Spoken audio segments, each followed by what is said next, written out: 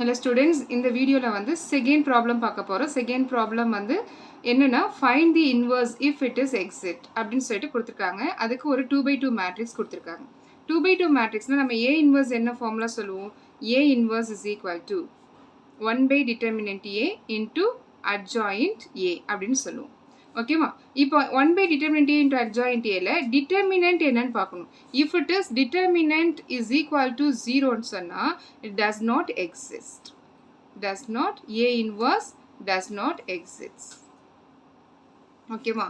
not equal to 0வா இருந்தாதான் அது வந்து exist ஆகும்.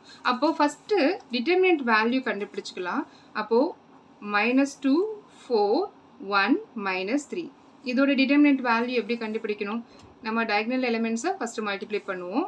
-2 into -3 minus இது ரெண்டுத்தையும் multiply பண்ணுவோம்.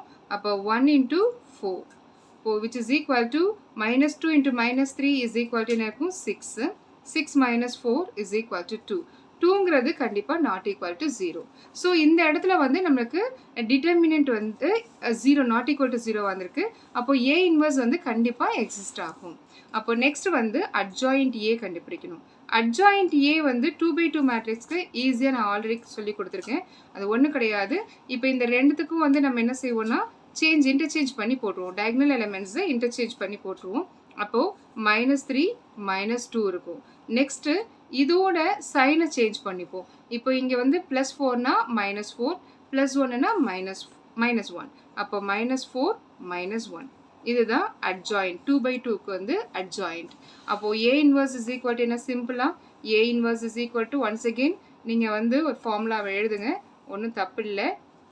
அப்போ which is equal to 1/2 into -3 -4 -1 -2 இதுதான் A inverse answer.